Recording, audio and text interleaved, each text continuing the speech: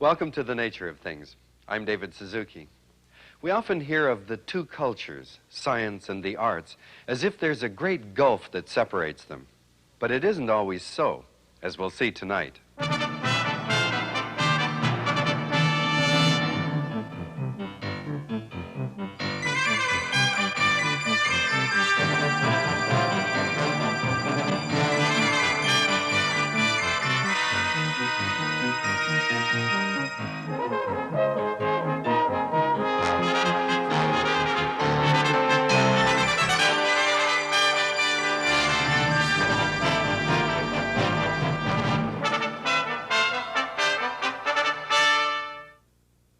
We usually think of the worlds of science and the arts as being poles apart, but scientists can get pretty emotional and passionate about their work, too. In fact, many scientists are also accomplished musicians, artists, or poets. I think science and the arts are complementary. They reflect different aspects of human nature. And when we look at the beautiful instruments, like the pipe organ, we see science, music, and craftsmanship come together with magical results.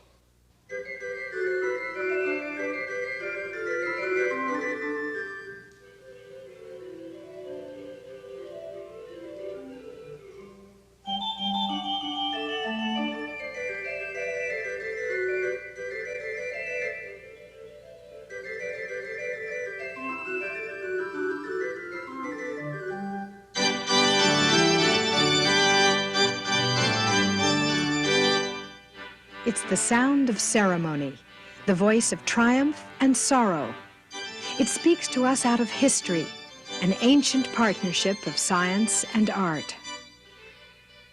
The pipe organ is a lasting achievement of human technology, designed to create all the complexities of music out of wood, metal, and air. The organ produces an absolute symphony of color. I've always adored the gamut possibilities in the King of Instruments, being able to go from the very softest to the very loudest.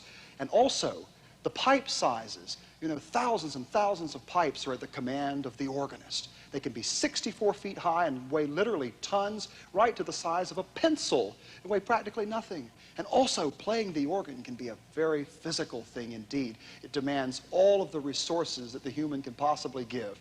Just here.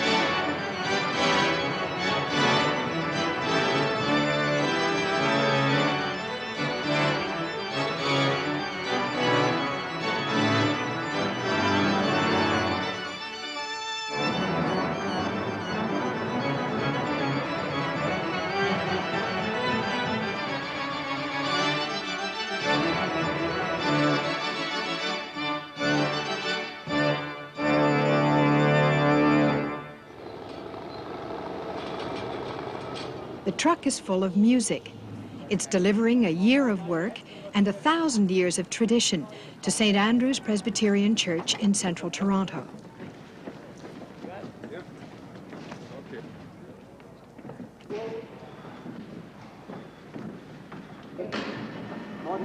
Over the next few weeks, the church will be a construction site as tens of thousands of parts are put together to form a huge machine for making music.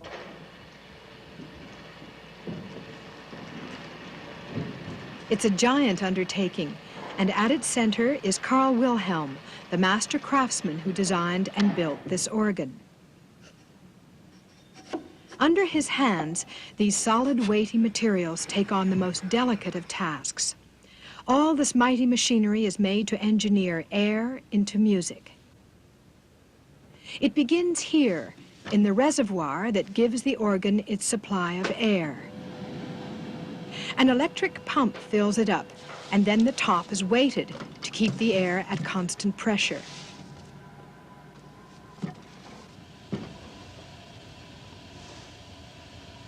From the reservoir, the air is forced up wooden channels to different parts of the organ, where it waits to be transformed into sound.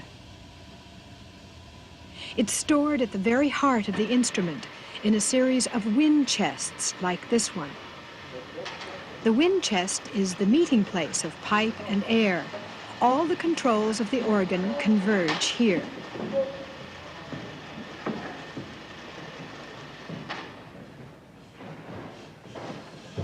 The stops allow the organist to control the passage of air into the pipes.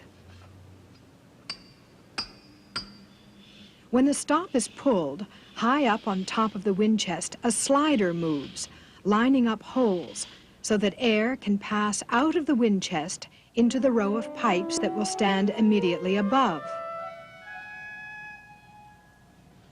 Each stop controls one row or rank of pipes, and every rank has its own individual sound.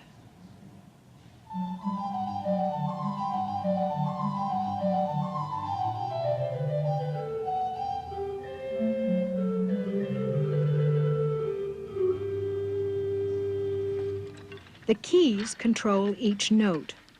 When a key is pressed, a pallet opens in the wind chest, letting air into a pipe whose stop has been pulled. The connection is made by the tracker mechanism, a series of thin wooden rods that link each key with the pallet perhaps 6 meters away.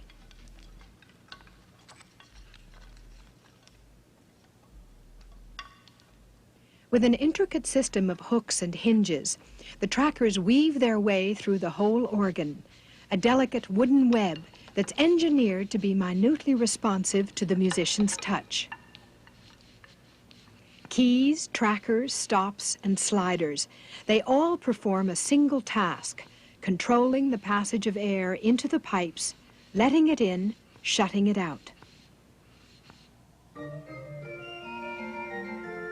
From the speech of a single pipe to the massed ranks singing together, the organ's vast potential is shaped out of thin air. But how does music come from the shaping of the physical world? Physicist George Plitnick. Sound can be considered as being composed of 3 areas: noise, language, and musical tone. Noise is a random, erratic type of oscillation, whereas the vibrations of a musical tone are simple and repetitive. When a musical tone is produced, simple, repetitive vibration travels away from the source in a form we call waves. We can see the shape of the wave on a vibrating string. Each end of the string is fixed. They're points of no vibration, the nodes of the waveform. In the center is the point of maximum vibration, the antinode. From node to node is the wavelength. It's the wavelength that fits on the string that determines the frequency or pitch of the note we hear. The second way of generating musical tone is in the vibrating air column. Now, we can't see the vibrations in the air column as we can on the string. Nevertheless, there are points of no vibration, called nodes, and points of maximum vibration, called antinodes. The organ pipe is engineered to create and contain a vibrating column of air. Like the string, the length of the pipe determines the length of its wave, and that wavelength determines the pitch of the sound we hear. A pressure microphone can detect the wave in the pipe. The oscilloscope shows no vibration. This is the node. Further in, the vibrations increase as the microphone moves towards the middle of the pipe. This is the center of the waveform, the antinode, the point of maximum vibration. This invisible wave is shaped by the length of the pipe to create its pitch.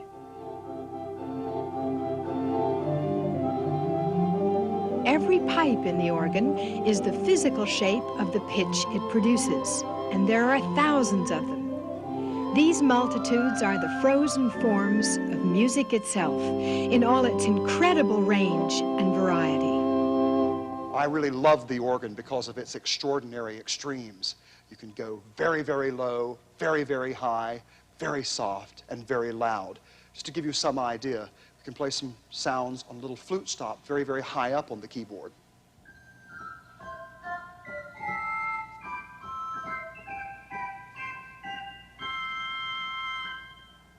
Then we can actually go very, very low.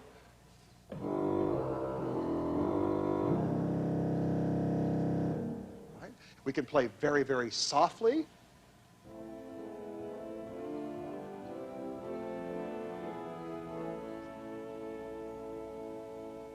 Now I'm building the organ up, starting with the foundation sounds, the diapasons, and growing by adding manually the stops. Then you can hear things come on individually and hear the organ grow to its fullest possible sound.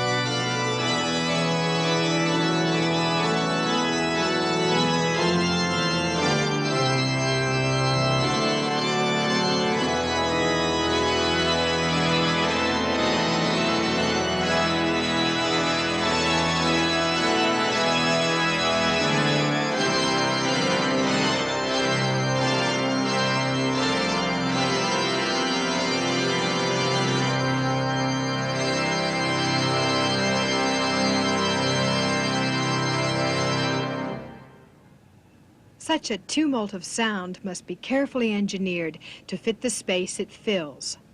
Not all frequencies react in the same way. Some tend to be absorbed, others reflected by the surrounding building. The design of a new pipe organ begins with an understanding of the acoustics of the space in which it will eventually be heard. The room seats 500, approximately 138,000 cubic feet. The room is now empty. The source of the sound is the existing pipe organ. The lowest pitch will be 16 foot. Here at Casavant Frere, Canada's oldest organ builders, an acoustic evaluation is taking place.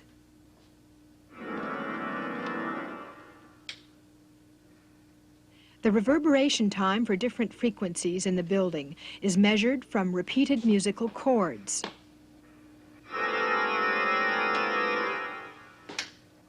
The graph shows how reverberation times vary. They are evened out by adjusting the volume of the pipes. To do this, the designer works with the pipe diameters. The wider the pipe, the more sound it produces. The diameter of every pipe is individually designed to create an even volume of sound.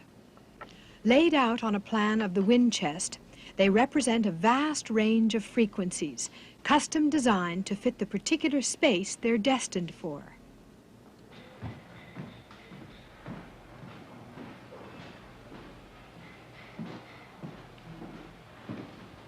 In the cutting room, the acoustic design begins to take shape, as every pipe is measured out of metal.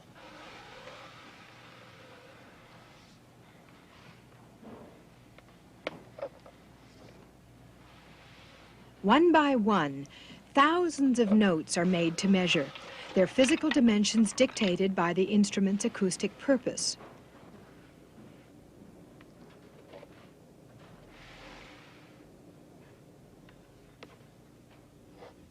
The whole design of the organ expresses those same musical goals.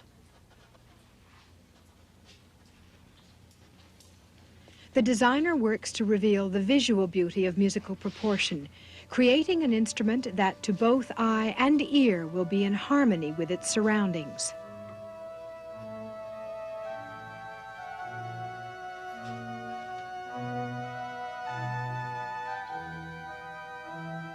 Within that space, the organ works its magic. From the lowest notes vibrating in the building's structure to the highest notes, The whole gamut of frequencies is tamed into an even, balanced sound.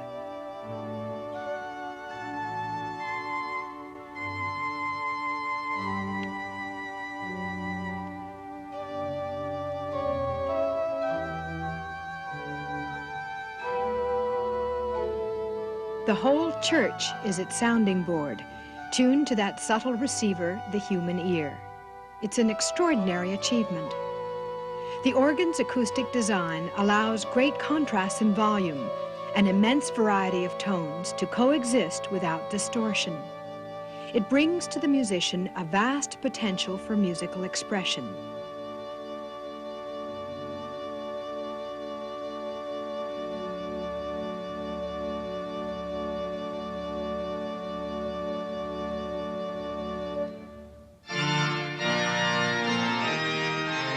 This acoustic mastery can meet the challenge of the largest spaces. Even in the greatest cathedrals, the organ catches the echoes and turns them into music. Only the organ could fill and round out these spaces, express in sound what they express in stone and glass. Harmony, proportion, unity. The same ideas carved out both space and sound.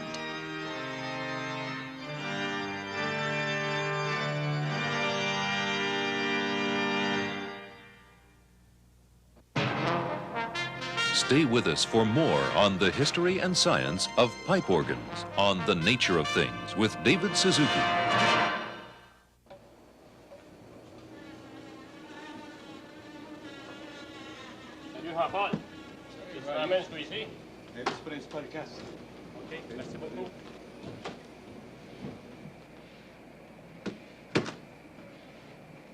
Getting music out of metal, it's an ancient process. Here in the pipe shop at Casavant Frères, the pipes of the organ are made the way they've always been made.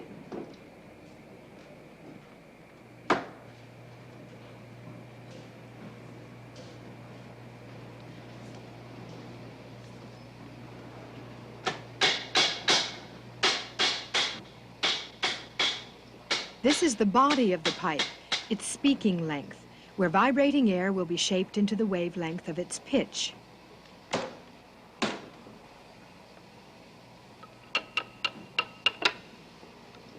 From the largest to the smallest pipe, it's delicate, exacting work. Every one is a precise mechanism for controlling air, configuring it into a single musical tone.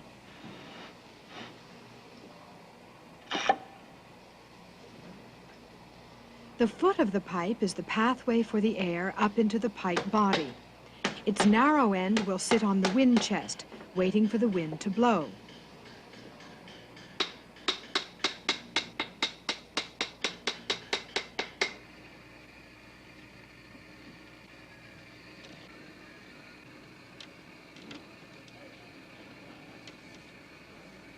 The top of the foot is capped with the languid, or tongue, leaving only a narrow slit for the air to get through.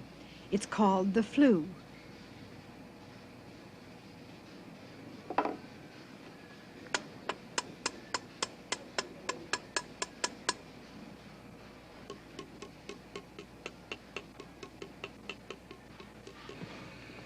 Foot is joined to body, and the pipe is almost complete, a hollow container for a column of air.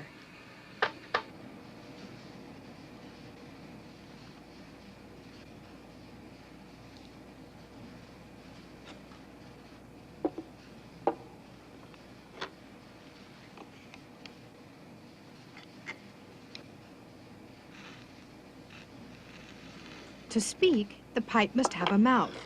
It's cut immediately above the flue, where the air jet enters the pipe body.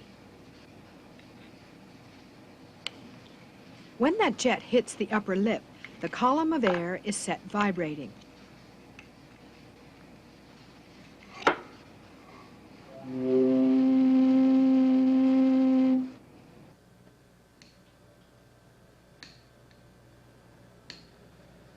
Some of the organ's voices start their singing with a reed, a thin sliver of brass that vibrates in the airstream entering the pipe.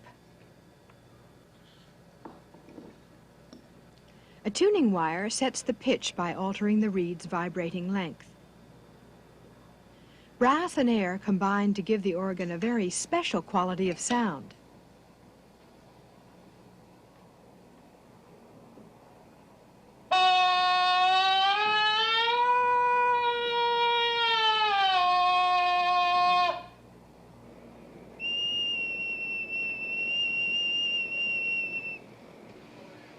Sounds of every size and shape. This technology stretches back to the very beginnings of our civilization, a civilization the pipe organ helped to form. Musicologist Peter Williams. You could see it as in a way, rather basic to even the world we know today. I mean, to you or me today, the organ is a musical instrument, and here's one, and in the next church there's another one, in the next concert hall there's another one. But you have to think back to a period when the organ was more or less the most complicated piece of machinery made, known to man. The pipe organ was invented by engineers 2,000 years ago in ancient Greece. It was adopted by the Romans, but it was hundreds of years later that the organ found its true place at the heart of medieval Christianity. If you'd toured the whole of the Christian world around 1,300 years ago, you'd have found no organs whatsoever. If you'd done exactly the same trip 200 or 300 years later, you would have found a few churches had them. Now, all those churches, almost certainly without exception, were Benedictines. Now, the Benedictine order was a monastic order, of course, monastery with strict rules of celibacy and poverty and so on. Some of those rules, I don't suppose, were strictly observed. They were powerful men, you know. They were the only men who could read. They were what we would probably now call evangelists of a kind. These Benedictines went out almost certainly as soldiers. They had a sword in one hand, a Bible in the other, and back home in the church was an organ. For them, the world had a supreme spiritual reality. In their abbeys, scholars and craftsmen labored to express it. They mastered the diverse materials of the physical world to fashion mighty images of its spiritual meaning. Stone, metal, wood. In the hands of the medieval craftsmen, they became the instruments of powerful ideas. Perhaps the greatest of these new technologies was the pipe organ, through which music itself was given physical form. I think if you had gone into one of these early Benedictine monasteries and you'd have seen the organ there, I think it would have struck you in much the same way that any technological wonder of our period might strike somebody. I really think in the 10th century to make a marvelous organ was pretty comparable to putting a man on the moon. The achievement still stands. Technology developed 1,000 years ago is still in use today. The formal beauty of an organ pipe begins here, in the casting room with ingots of tin and lead. In these rough, raw materials, the subtle qualities of sound already wait. The brilliancy of tin, the soft, warm tone of lead are mixed together to create the special tone of the finished pipe. As the ingots are melted down, talcum powder is applied to protect the casting table from the heat of liquid metal. To check the mixture of metals in the furnace, the caster uses a set of standard weights. Each is a different ratio of tin and lead, identical in size, minutely different in weight. Out of the new mixture, the mold produces a ball of the same size. It's weighed against the standard for this particular alloy. If the weight's the same, the caster knows he has the correct proportion of metals.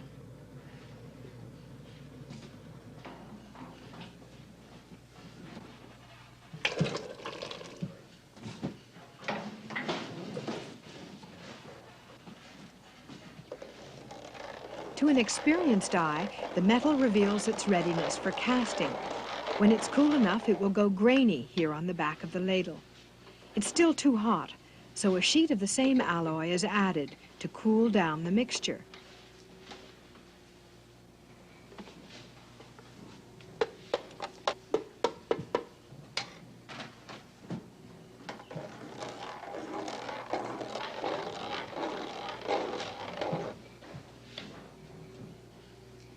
The graininess appears and casting can begin. A simple wooden trough is used that straddles the casting table and receives the molten metal.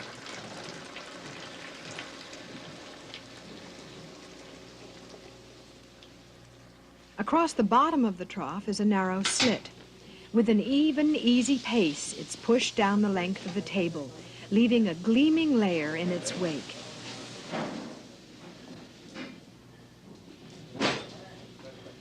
And now the metal itself completes the handiwork. The tin and lead cool down at different rates.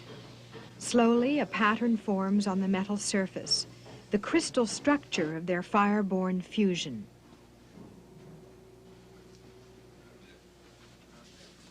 Out of this metal came the organ's sound, and with it, the music of the Western world. The organ is crucial to the development of music as we know it. You see, if you turn on a radio set and hear music, if you go to Symphony Concert Hall and hear music, that is so-called Western music, totally different from that of any other peoples in the world. Now, almost certainly, what has made that great difference was the organ. The organ was gradually introduced into churches for quite complicated reasons, but in the process, it introduced to people the notion of a keyboard. A keyboard is a row of levers that you press and produce different sounds, high, low, middle. Now, as soon as you have that under the control of one man, he begins to create sounds, combinations, colors, and so on, which you can't otherwise easily produce. That's the secret. That's why it changed. Music changed as the organ did, growing in scope and complexity. And complex music had to be written down to be remembered. Musical notation began as a way of recording the achievement of the moment, repeating it and adding to its beauty. New forms and shapes of sound, and a new language. Music fixed in space as well as time.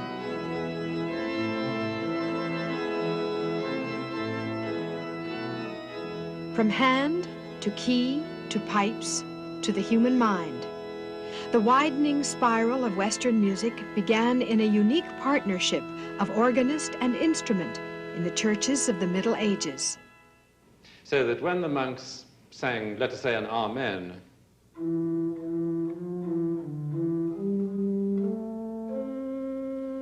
of course, the organist could play that much as any other instrumentalist could have played it.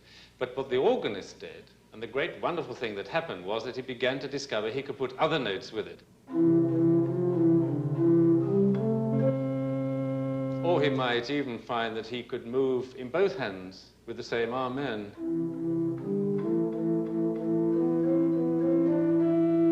As you can see, when I play that, we're already making harmony.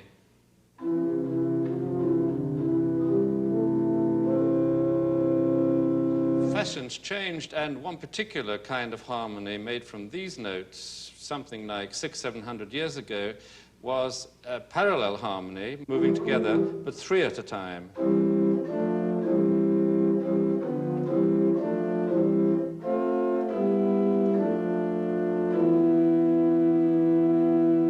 So that within a century or two, he was really playing quite involved music. And harmony developed in such a way that instead of moving all together at the same time, voices move a little out of phase with each other.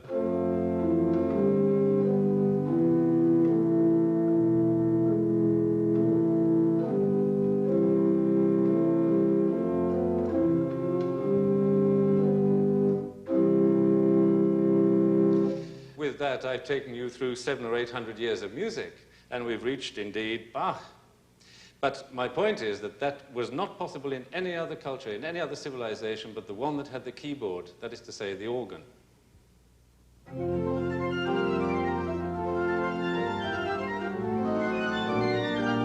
Since then, the music has grown, and so has the organ. A vast repertoire of music has stretched the instrument's capacity, and the dazzling partnership of hands and keyboard continues.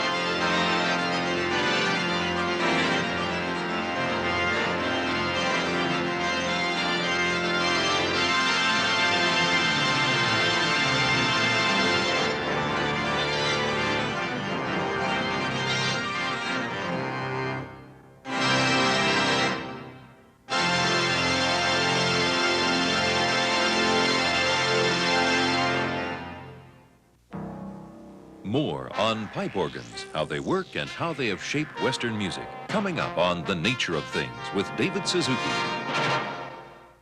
There are 4 basic families of organ sound.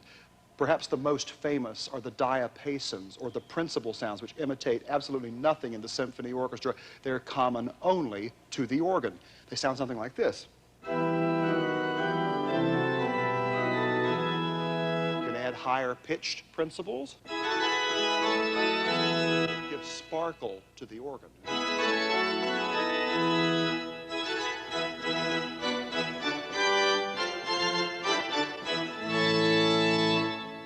The second family would be the flute family.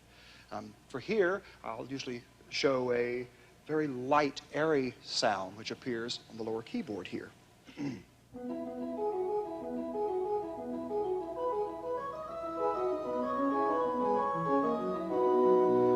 can add a higher pitched flute which adds a lovely, nice sparkle to the sound. Something like this.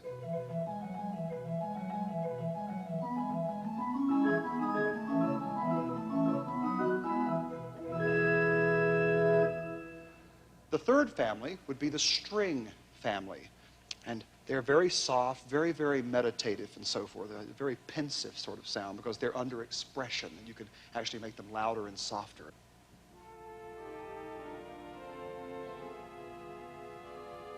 We can wax very romantic with this possibility, you see. And so forth. Then one of the most exciting of all the 4 families is it's the reeds. And the reeds appear in all the organ's departments. Just play some for you. Chorus reeds, which give fire to the ensemble, or something like this.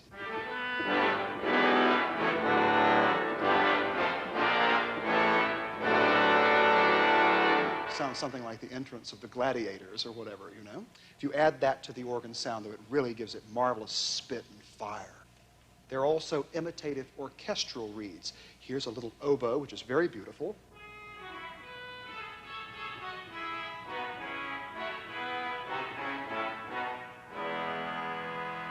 As opposed to a Germanic reed, which appears here, called the crumhorn, or Germanic clarinet.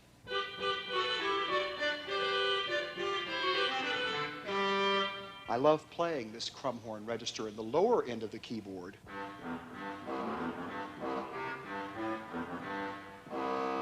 Sounds just like a herd of geese going west. It's absolutely extraordinary. You can actually have great fun with the different families of organ sound.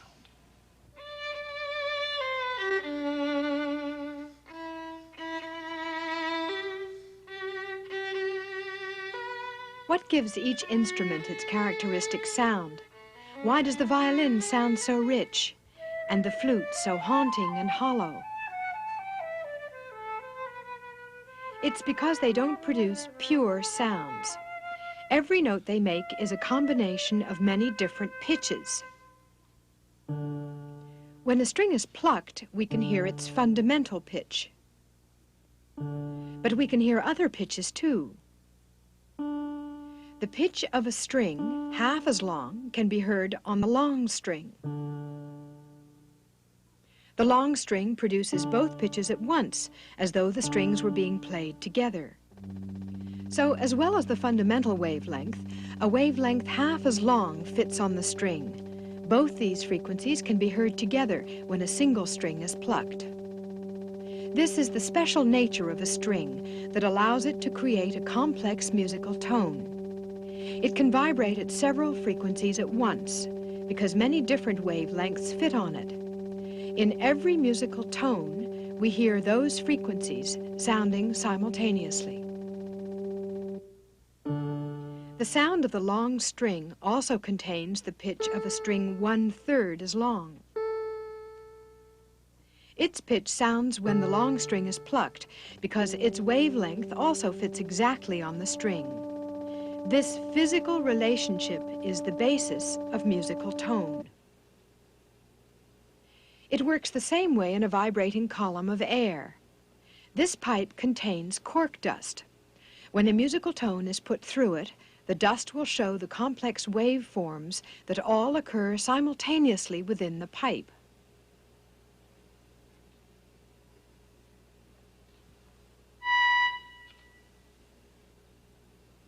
These are the shapes of musical tone.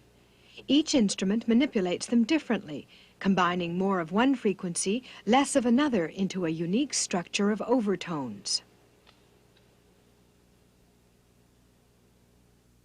The simplest of musical sounds, a pure pitch. On the spectrum analyzer, it has one frequency, the fundamental.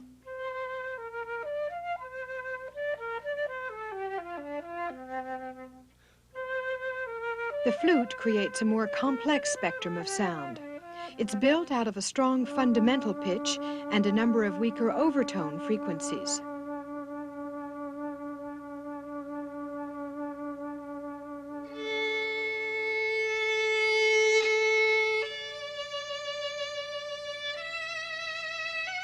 In every note of the violin, we hear the resonance of powerful overtones. It's a rich recipe for musical tone.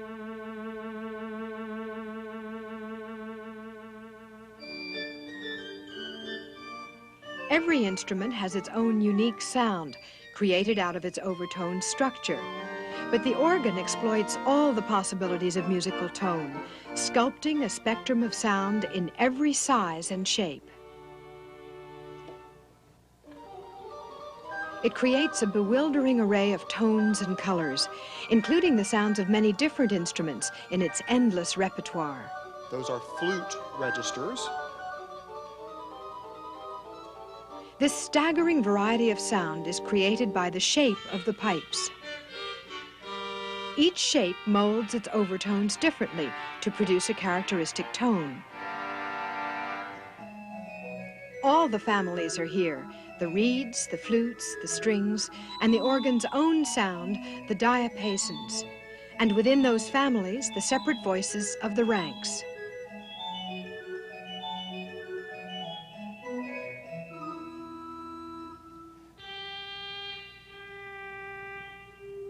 The shapes are as varied as the sounds they make. But shape alone is not enough. Part of the secret of each pipe's true voice lies here at its mouth.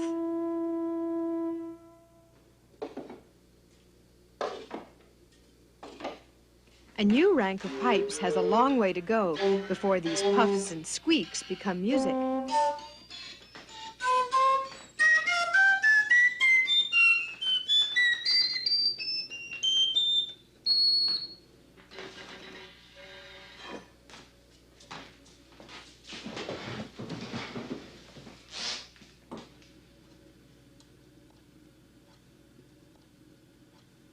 The voicer works with the mouth of the pipe to perfect its musical tone.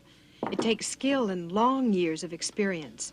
He must balance all the different parts of the sound with its volume and with its attack, the way the note begins, carving out this complex relationship by hand and eye and ear.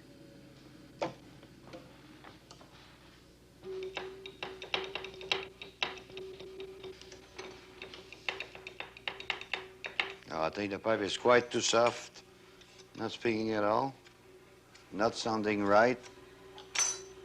The upper lip is too much inside.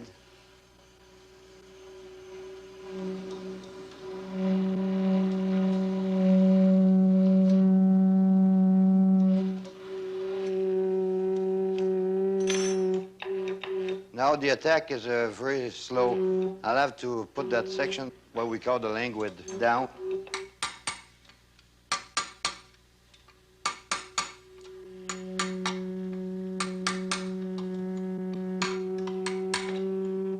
Now you can feel it responds quickly.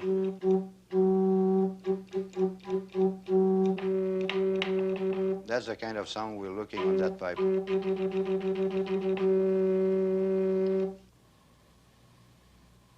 Here at the University of Texas, Wilson Noley has been trying to discover what lies behind this process of voicing. He's developed an adjustable organ pipe to analyze exactly how the voicer alters the shape of a sound. Each tone is built out of the relationship between the fundamental and the overtone frequencies. This relationship can be changed by making very small adjustments to the mouth of the pipe.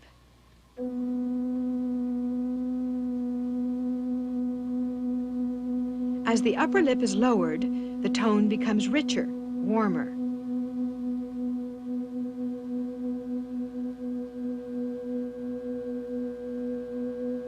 Its shape changes because stronger overtone frequencies are now being generated in the pipe body.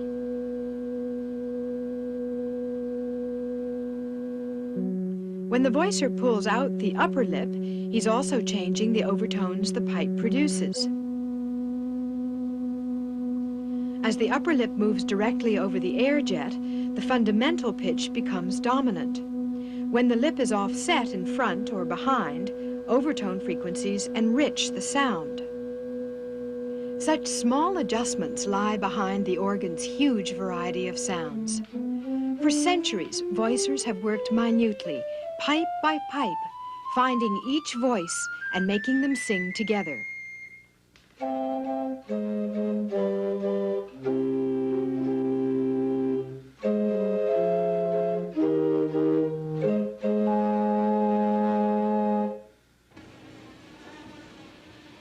With the development of mass production, handcrafting began to seem unnecessary. For a time, the pipe organ, like everything else, was put on an assembly line. New technologies promised to free the organ from its limitations.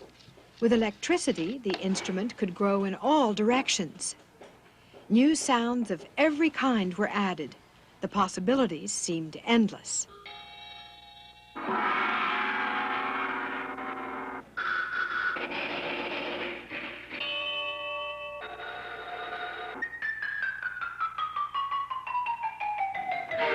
In the past, the demands of music had governed the organ's growth.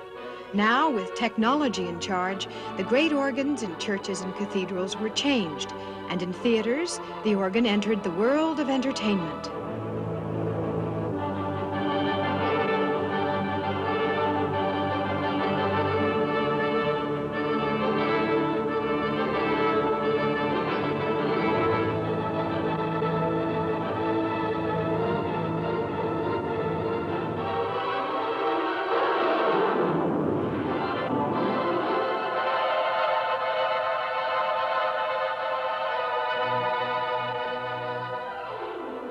Technology proved that it could entertain, but to do more than that, organ builders realized they had to return to the techniques of the past. The pipe organ needs the craftsman's hand, taming its huge complex mechanism to the discipline of music. Each key must submit evenly to the touch, feeling along the line of wood and metal to the pallets moving in the wind chest.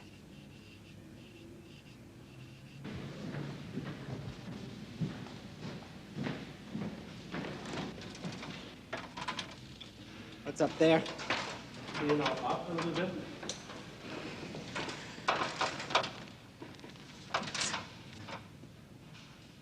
A few last touches, and the pipe is ready for the first moment of speech in its final home. Here it is.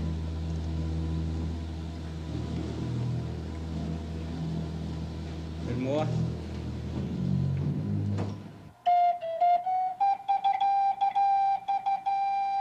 So what do you think about the speech on this one? Yeah, that sounds nice now. Not bad, huh? Okay. And the next one here? Well, this one needs some work. Yeah, okay. And is it possibly too loud probably also? yeah, it's The voicers work to fine-tune every pipe, fitting their sound into the space it was created for. No.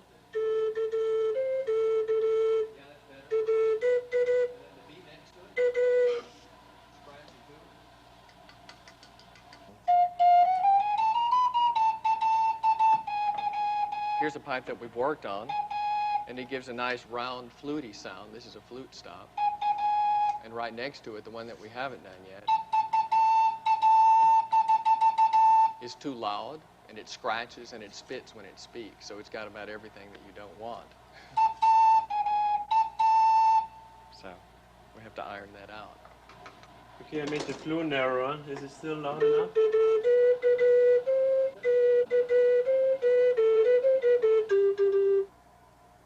We would would smooth that out a little bit, but not enough that all the life goes out of the pipe. This is one thing that there's a very fine line between the unmusical, ugly sound and the dead sound. And we try to leave as much life in our organs as possible.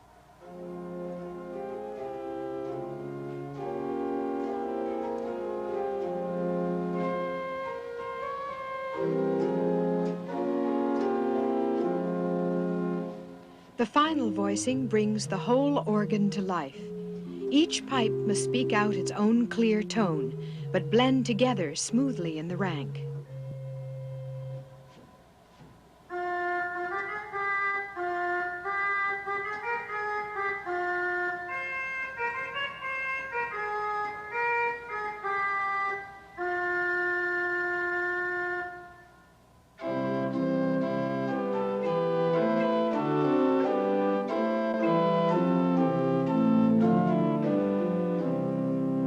Played together, the ranks achieve an ideal balance of sound, many separate voices that sing together. Only here can the organ take its final form, binding pipes and air and church into a single resonant whole. Out of this unity, it creates its music.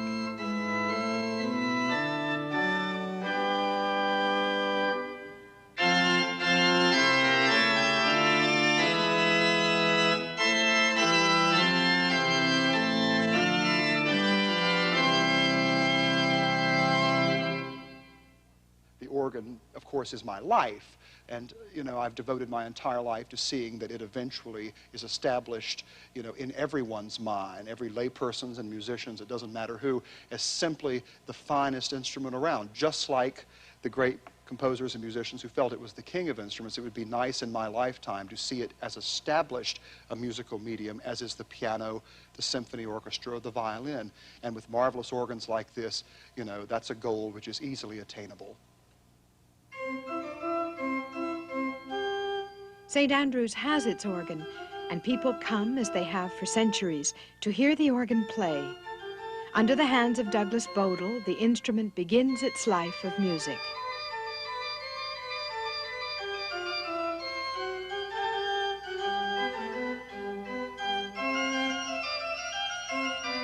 It's been made out of strength and knowledge, skills polished by time. The craft of metal molded into the science of sound. Thousands of singing voices that weave their textures out of air. Matter turns into mechanism, a machine that brings forth into the world the greatest of ideas. Music, moving between sound and silence, the measure of the human mind.